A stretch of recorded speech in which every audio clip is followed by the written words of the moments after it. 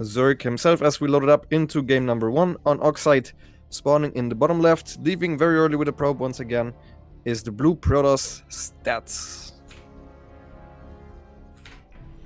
And in the top right spawning as the red Zerg player, playing for Team Alpha X, it is going to be Ragnarok. As you mentioned, qualifying through that round of 36 play in bracket. I believe he... Was it Armani he beat in the final match? Yes. Nice. Yeah. I would say maybe the only surprise out of the 4 players that made it out, even though it's not a big surprise, obviously, for Ragnarok to make it through here, but I think all of Björn, Dream, and Bunny were kind of... well, I would have said they were favored to get out at least in one of the upper or lower bracket, but Ragnarok managing to beat Armani there in a nice CVZ, made it through, now got blocked and went for the hatch first at the third, so very, very standard openers.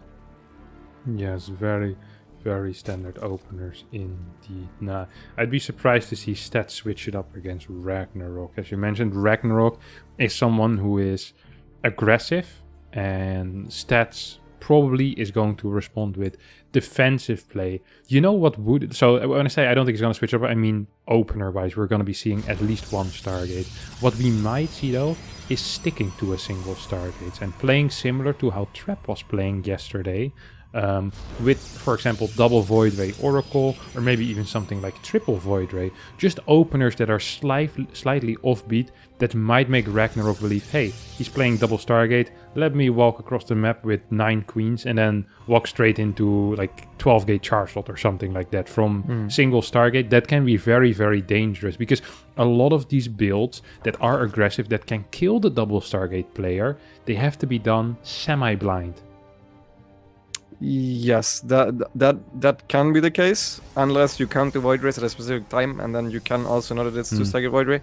I also, personally, if I was Stats' coach, I would never tell him to do one of those 3 Void Ray openers of 1 Stargate, because they actually die against pretty much every every normal all-in if you figure it out that it's not 2 Stargate Phoenix, so not 2 Stargate Void Ray, sorry. So whenever you don't wait for 10 queens necessarily, and then just do one of the more Ragnarok-esque attacks, I feel like it's worse against that. So I mean, I wouldn't hate just going to Stargate Void Ray. I'm pretty sure the Koreans tried a lot of all-ins, and the Korean Zergs told me that they think nothing works.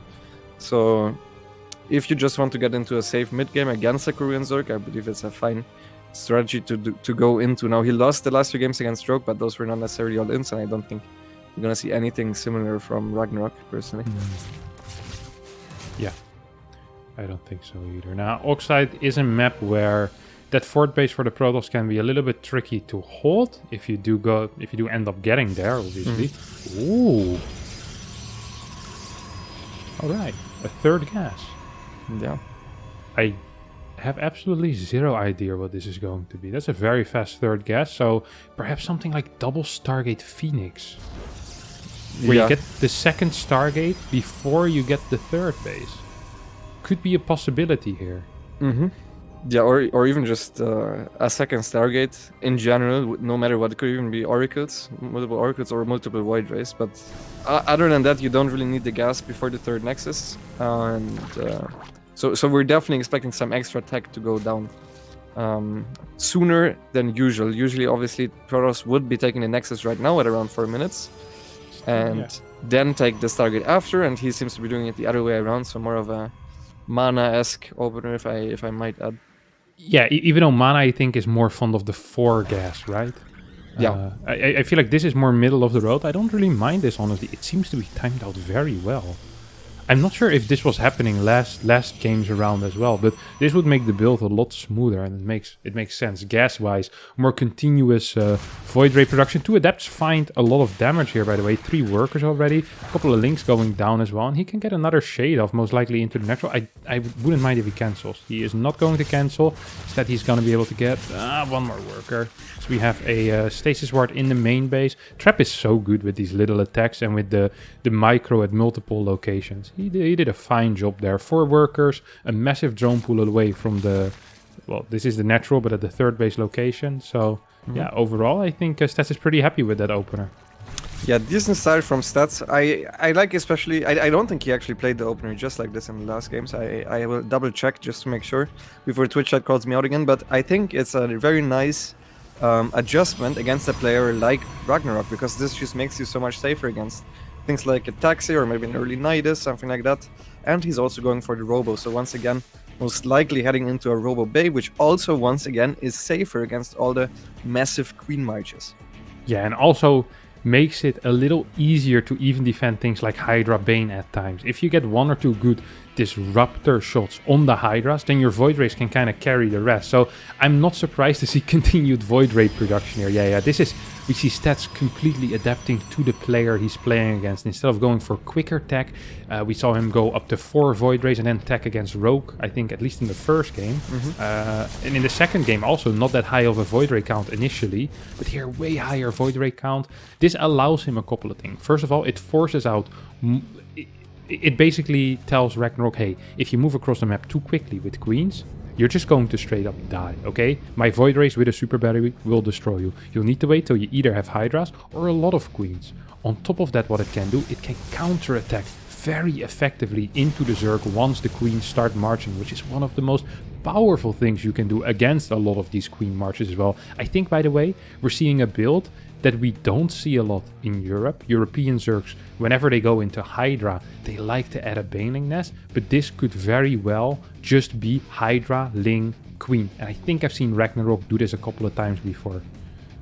Very interesting. I would think that this would also be really bad against the Robo Bay, but I believe since Stats didn't see any move out, hold that thought, as a lot of Hydra spawn right next to the Void Ray, so gets a little bit of HP damage done. But I think because of it, he didn't go into the Robo Bay, and now is just going for the standard Templar Archives. And I was gonna say that I think he just forgot the Baneling Nest, because if you go for that attack that you were talking about, you need an earlier lair, otherwise this can't work. Like, this is already too late, I think. Yeah, so instead you think he might have forgotten the Baneling Nest? I mean, we're not going to see a push anymore now, are we? No. I actually... I remember a series between Ragnarok and MaxPax, and I reference the series a lot when I'm streaming. Whenever I mess something up in the early game and I go for a super late Hydra Bane timing, I call it the Ragnarok, because he always waits for both of his Hydra upgrades, and he hits the latest Hydra Bane attacks that I have ever seen any Zerg pro player do, and he still makes them work somehow, so... that's the Ragnarok in PvZ. I actually still do believe he's gonna go for that attack, even though it's gonna hit at like 830 or something ridiculous, where carriers might already be out. Look at this game sense of Ragnarok, just knowing there was gonna be a prism there. It's actually surrounding it on 2 sides. He didn't see it, right? Yeah, I'm not sure with the way he moved. It looked like he did, but yeah. I did not pay close enough attention to see if there was a Zergling that spotted it. I really don't think so. But yeah, his attack is gonna hit super late. Usually, you can hit Hydra Bane timings already before 8 minutes, even with 80 drones, and Ragnarok is just gonna wait for all of his upgrades to finish up, which then allows the Protoss to get up more Storms and more Cannons to hold this, and more Archons, most importantly. So 8 Dropper Lords? This is new Lambo. This is now a completely unique game. Nice, some chess references as well. Yeah, I mean, if the Void Rays are in position for this will get shut down. If they're not, I'm very afraid what will happen if Stats just recalls and then has his Storms there and the Void Rays to intercept the... There's no recall on the main though. There's no recall on the main. Oh, actually used the macro. Oh, wow. Yeah, he's been chrono boosting like a madman. We see a fake push here at the 3rd base. Prism is heading towards the main, so a lot of things are going to be happening at the same time. 4 Zealots will make their way into the natural of Stats or of the natural of Ragnarok as well. The drops will hit soon.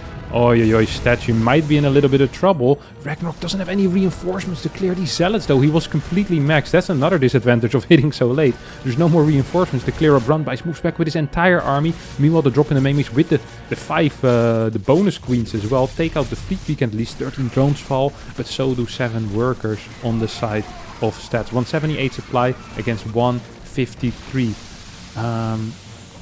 The main base of Stat. I mean, he can't leave here, right? The problem of Ragnarok is that he just doesn't have an escape. Now, for some reason, there are no High Templars here with his army, so maybe the Hydra Queen can trade off decently against the Warriors. I would have loved to see him bring a couple of High Templars with it to clean this up a little bit nicer. I actually don't think it's that bad for his Stats to lose the main base, as long as he gets those units with the Void Rays, which I think he will.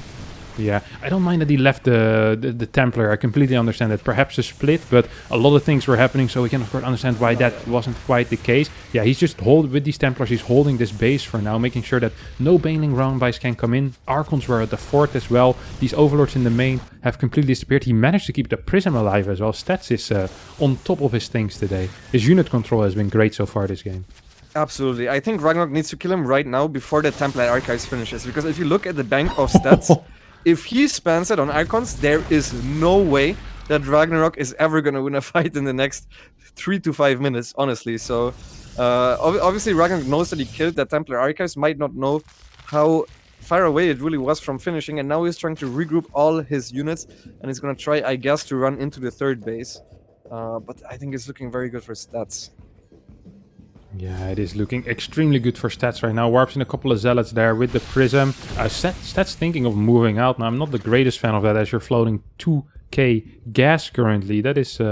Oh, these Hydras. Hydras find the prism. This is a big deal, actually. If he gets that prism, that's nice. At least there won't be any counterattack potential he needs to worry about. Immediately takes the Hydras. I think Ragnarok knows. I mean, he's not building any extra drones, right? He's still on 6 gas. There's no infestation pit. He's morphing in 14 more banelings. He has a decent army. He has fine upgrades on the Hydras. And there's no storm?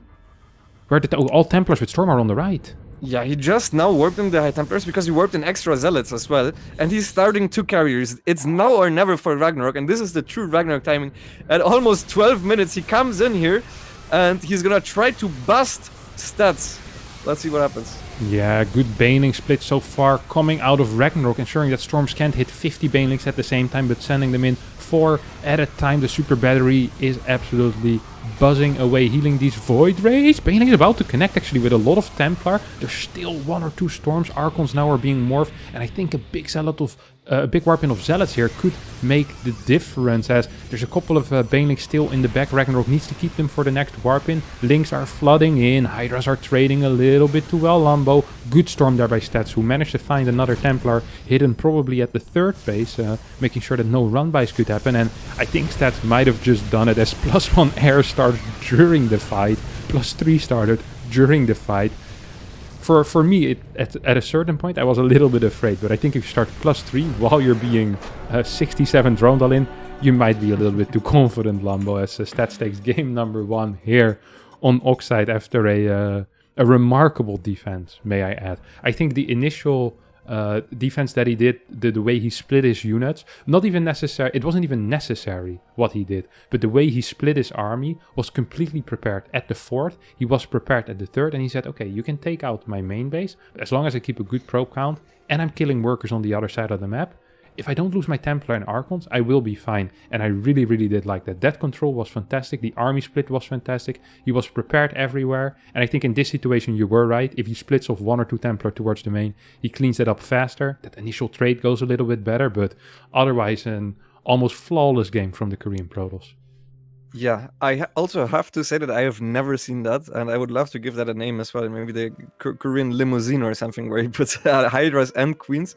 But it seems super counterintuitive to drop against Void Rays, because you know you're never gonna get back out there, right? Yeah. It seems like a way more committed Nidus. Like, if he just does this with a Nidus and the Nidus doesn't get spotted, then maybe I'm a little bit more of a fan of it. But that was a crazy strategy by Ragnarok. I mean, he even caught Stats off guard, right? But Stats with a good crisis management managed to still defend against it. Yeah, even if he has like a Nidus behind it, not even necessarily to kind of have as the initial push out, but just with the drop, right? So at least there's an escape, because he did a good job. He traded kind of well into the main base, and he took out the fleet beacon, took out at least like 7-8 workers, got a base. So it's like, yeah, that's nice. If you can then Nidus back down or just go back home wherever you want to go, you at least have, you keep your 5-6 queens alive. It was like, I think legit like 15 Hydras that he lost as well. Like that's kind of a big deal, honestly. Hydras are expensive, man. I mean, at that point we're also talking though about the timing already, because he makes so many overlords. It's so late. Yeah. Like even a Nidus, I don't really like a Nidus in general, but maybe it's a better option, as you said. Maybe if you want to just trade as well, if he does this of a higher drone count, I'm thinking could be fine. But he had to kill his opponent there, especially due to the run by as well. But he only was on 6 gas. He didn't have a transition. Whenever carriers actually hit the field, your army just falls off super hard, especially maybe not the first 2 carriers, but already those first 2 carriers are basically flying zealots. They're kind of flying zealots that the banelings can't deal with. So the Hydras shoot a lot at those interceptors, and then once there are 4 out, Hydra Bane really falls off hard. So yeah, exactly. And the thing is with 6 gas, as you mentioned, is that corruptors are so far away at that point, right? Like minutes, actually minutes away. Like there will be a +2 timing on air that stats will be able to execute with somewhere between 6 and 9 carriers probably. Might even have a mothership with it, and there's gonna be like 2 Viper, Hydra. I think you actually need to go Lurker afterwards then. I don't even, like there's no option to do anything else, right? You just have to hope to get into Lurker and get enough spores up and pray that you somehow manage to survive and that banelings perhaps do a lot of damage. But we forgot something important. Well, I forgot something important. It's in the bottom left. We have the blue Protoss player who's up 1-0. It's of course going to be Stats, playing for Africa Freaks. And his opponent in the top right, playing for Alpha X, the aggressive Zerg player, Ragnarok. Aggressive he has been so far. Indeed, hitting those later timings with higher supply. Didn't quite work out the last game. I'm curious to see what he has on Pillars of Gold. Feels like a map where we could be seeing something similar, like Hydra Bane based. I think I prefer Hydra Bane on a map like this than on Oxide, personally. If I were a Zerg player, so I prefer it less if I was a Protoss player, which is what I am. So it would have made more sense to mention that initially. Yep. No, I definitely agree with you. Pillars is a super open map. Even if you want to attack into a 3-base Protoss, you can have a pretty big concave, but especially attacking into the 4th. Once these rocks are down, you can come in from pretty much more than 180. So it's, yeah, you can even come from behind, from in between the bases with a bunch of banelings. So it's super easy to split up your banelings, and then the storms will always hit much less. Whereas on Oxide, as we saw with the attack, he kind of just came in from 2 narrow paths, and even though he split them very well, I thought Ragnarok had quite decent control with that, with the army that he had. But if he micros the same on this map, maybe that type of fight will go a lot better for him. Yeah, that final fight perhaps does go his way. I'm curious to see if we're once again going to see such a late timing, or if Ragnarok wants to try to finish it a bit earlier. We are fully expecting no Hive this game, though, right? I would be very surprised, yes. Yeah. It's not how Ragnarok likes to play. It's not how he rolls in this matchup, at least. I know that in ZVT he doesn't mind playing the late game as much, right? Or is he also more mid-game focused still? No, I think in TVZ in general you can't be very mid-game focused. As a Zerg, you kind of just play defensive, but then he also is a very aggressive player, very strong with mutas. I think in general he's the best in ZVT because he's a very mechanical player. He is very clean mechanics, and you don't really need to rely too much on the strategic part. In TVZ, it's mostly just playing clean early game and then having good mechanics in mid game. So, yeah. I actually was a little bit surprised last game by Stats, who went Robo first and then just didn't use it into Disruptors. What do you think you would need to see to actually throw down that Robo Bay? Because it has to be for a potential defensive Robo Bay, right? Yeah, I think it's just maybe if he sees a Roach Barn. He's very active, by the way. He's one of those guys that activates his... So, I forgot the name. The Pulsar Beam once, throws down one Stasis Ward, and all the other energy goes straight into Revelations on different hatcheries. So his knowledge of what his opponent is doing tends to be quite good. Now, in the series against Rogue, he lost the Oracle, so that wasn't quite the case. But so far, he's been very active with those Revelations and ensuring that he can figure out, hey, what's coming up. So I think he likes to play reactive. He doesn't want to just blindly go into a Robo Bay, as it can be a little painful if the opponent actually does build more than 80 drones when you have a Robo Bay. It's like, well, crap, my forward base is going to be delayed. It's not the greatest feeling, I can assure you that. We see Stargate pretty quickly again, no third gas this time. I'm really curious about that build order and why he feels that's the way to play if you go for Robo. I guess slightly faster Robo, you have a little bit more gas, continuous Void Ray production. Maybe we'll just see straight Forged Twilight here. Yeah, I think it might have also been map dependent because Oxide is much shorter than Pillars, so more likely that there's a Queen Walk, right? Oh, good focus fire here. Gets 3 drones, a Zergling, and a drone pull. I think that's okay. You're okay with that as a Protoss. And at the same time, again, he's gonna try to kill some drones in the main base, which he gets actually 3. Ooh, But that was it. almost. I felt like if Ragnarok micro that better, he could have gotten the last shot. Yeah, definitely could have. I think so too. That was very good start though for stats. It's very funny. Very often as a toss, when you watch these oracles do damage, you always tell yourself, "Oh, this never happens in my games." You know, it's like the guys that I play against just defend way better. But you'll see that stats against everyone that you'll be playing against. Yes, even you guys in Diamond. If he would be playing against the Diamond Zergs you guys play, he would also be getting a lot of drone kills with that single oracle. Like, his control is just actually insane. Him and Zest actually have the best oracle control. Yeah, agreed. As we do see the Forge and Twilight follow-up before the Robo, and again Ragnarok, this time going for earlier Baning Nest. Last game he completely skipped Baning Nest and Roachhorn. This Baning Nest is also not safe for a potential Glaives, which can already be the mix-up between the two Stargate Voyager, right? If you feel like your opponent is getting a little bit too greedy, you can mix in that Glaives, but stats, obviously no reason to mix it up since you should feel pretty confident. I fully expect Ragnarok to go for the Hydra Bane timing again, which surprises me a lot, because Trupp actually had an interview where he said he thinks it's out of the meta, the Hydra Bane timing against the 2 Stargate Voyager, but apparently Ragnarok doesn't seem to agree. Ragnarok has his own meta. He doesn't give a crap what Trap says in interviews. As he just seems to be going into that Hydra Bane. Do we have a Evo on the map? No Evo, so this is going to be rather dedicated. Usually even with the 7th... Oh, whoop. So he's gonna just have a little bit of Hydra, probably a fake move out with Hydraling, maybe even Queen, and then he's gonna try to surprise his opponent with Mutas. Now, I'm not the biggest fan of this personally, but if the Protoss does not recognize the difference of Hydra counts, which is sometimes hard as a Protoss player, right? Then this can work. However, I think Stats might be just not going for a Storm this game, in which case that would be not good for him. Not good for who? The Zerg player, because I think you're forced to make extra units and you can't even make the mutas. Okay, he does get Storm now. So what Lambo's talking about is the moment that TOS decides to skip Storm, most of the time it means he's going to move out with Zealot Archon. And in that case, as a Zerg, you're forced to build more gas units and thus having a lower muta count. This build is kind of reliant. Oh my god, why is he showing with the overshare that's relevated? the gas? No. Yeah, that's a huge error. That is a massive mistake. Yes, Stats did not pick up on it yet, so maybe he didn't expect it either, but eventually you should see it on the mini-map. Yeah.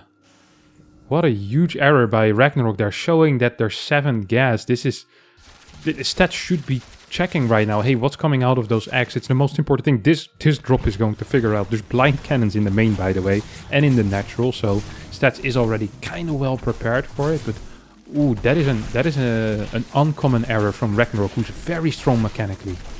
Yeah, I even would have cancelled the mutas in the main, honestly. Yeah. He even now shows the mutas, and Stats is still continuing with Immortal production. He seems to just... Phoenix. Yeah, maybe he still didn't see it? Okay, no, he's making extra select defense in the main base. I do believe that 6 Voiders are plenty to deal with these mutas, but he needs to at least be in position with them. Yeah. Oh, he's actually just going straight into fleet beacons. Again, no straight up +1, which is a little bit surprising to me. Yeah. It's the most common thing to do, especially because it's not even a bad upgrade for Void Rays, right? You already have, what, 6 Void Rays? Yeah, should be fine. Oh, the Oracle. Oh, there goes the Oracle. Final revelation you'll be seeing from the Great Beyond. What these mutas are up to. And of course with the Kala straight messaging it to his Protoss brothers. Look at that lore knowledge here, Lambo. We've got it all on the C-stream.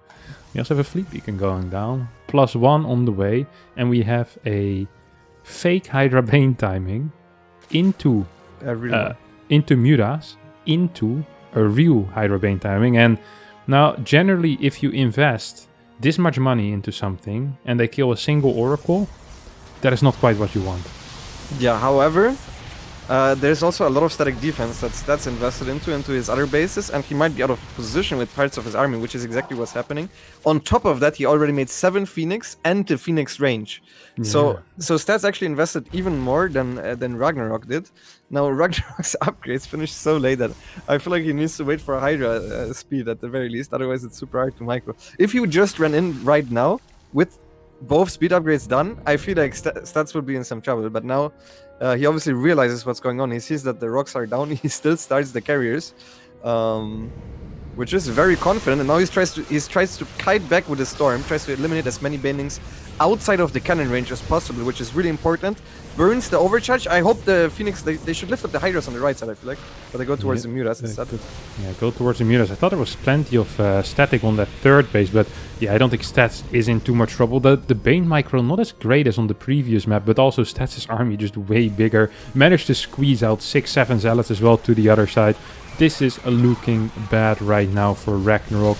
Ragnarok, who is still on layer tech. His opponent is building carriers, adding 2 Stargates while pushing across the map. This is the confidence that Stats currently has in his position, and he has it for a good reason. This Mutas should be useless. There's 7 Phoenixes with +1 and any Pulse Crystals.